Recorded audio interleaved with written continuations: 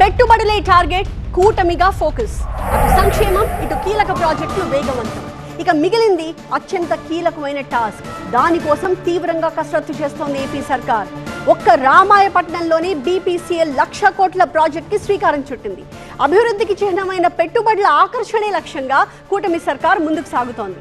20 లక్షల ఉద్యోగాల హామీతో ముందుకు సాగుతున్న ప్రభుత్వం ఇప్పటిదాకా ఏం సాధించింది, ఇక ముందు ఏం చేయబోతోంది?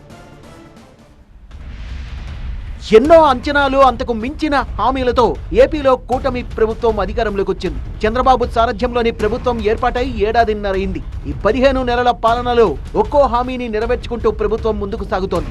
సూపర్ 6, సూపర్ హిట్ సంక్షేమ పథకాలన్నీ దాదాపుగా అమలు చేశామని చెప్తోంది ప్రభుత్వం. పెన్షన్ల పెంపు దగ్గర నుంచి ఉచిత బస్సు వరకు కీలక పథకాలని అమలు చేసింది.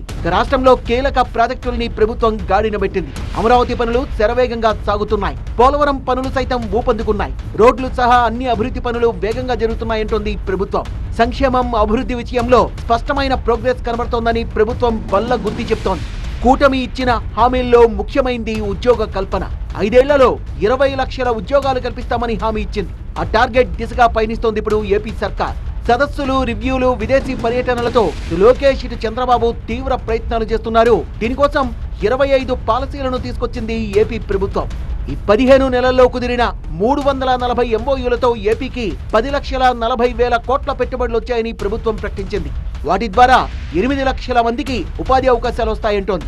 మరో 3 లక్షల కోట్ల పెట్టుబడుల గురించి చర్చలు జరుగుతున్నాయన్నారు మంత్రి Lokesh. Arcelor Mittal, BPCL, NTPC వంటి పెద్ద కంపెనీలు పెట్టుబడులు పెట్టడానికి ముందుకొచ్చాయి. TCS, Cognizant, Google data centre, LG electronics వంటి ప్రఖ్యాత సంస్థలు కూడా పెట్టుబడులు పెడుతున్నాయి. దక్షిణాసియాలోని అతిపెద్ద క్వాంటం కంప్యూటర్ను అమరావతి క్వాంటం వ్యాలీలో ఐబీఎం ఏర్పాటు చేస్తోంది. ReNew, Tata power, premier energy వంటి విద్యుత్ సంస్థలు కూడా రాష్ట్రానికి వస్తున్నాయి. ఈరోజు ఫ్యూచర్ టెక్నాలజీస్, స్పేస్ కానీ, లేకపోతే క్వాంటమ్ కంప్యూటర్స్ కానీ, ఎలక్ట్రానిక్స్, డ్రోన్స్, ఏరోస్పేస్, ఇలాంటి టెక్నాలజీస్ అన్నీ కూడా పెద్ద ఎత్తున ప్రమోట్ చేయబోతున్నాం. టెక్నాలజీ హబ్గా ఆంధ్రప్రదేశ్ తయారైనప్పుడు మ్యానుఫ్యాక్చరింగ్ ఏమేం చేయాలో అవన్నీ చేయడం కోసం రమ్మన్నాను. ఇవే కాకుండా ఈరోజు ఆంధ్రప్రదేశ్ 1000 కిలోమీటర్ల సీ కోస్ట్ ఉంది.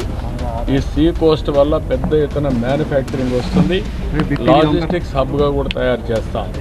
ఇవన్నీ చెప్పి రేపు రాబోయే రోజుల్లో పెద్ద ఎత్తున పెట్టుబడులు పెట్టడమే కాకుండా భవిష్యత్తుకి ఏమేం చేయాలో అవన్నీ చర్చ చేయడం కోసం ఇది ఒక వేదికగా మారుతుంది. ఆ వేదికలో చాలా విషయాలు చర్చిస్తామని తెలియజేసుకుంటూ దానికోసమే వచ్చాం.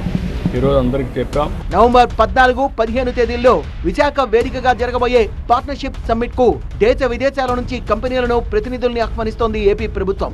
ఇందులో భాగంగా దక్షిణ కొరియాలో పర్యటిస్తోంది ఏపీ మంత్రుల బృందం. కియా కార్ల సంస్థ హెడ్ క్వార్టర్స్ ను సందర్శించారు మంత్రులు నారాయణ, బీసీ జనార్దన్ రెడ్డి. ఏపీలో కియా యూనిట్ విస్తరణ అంశాలపై చర్చించారు. విశాఖలో జరిగే సదస్సుకు ఆహ్వానించారు.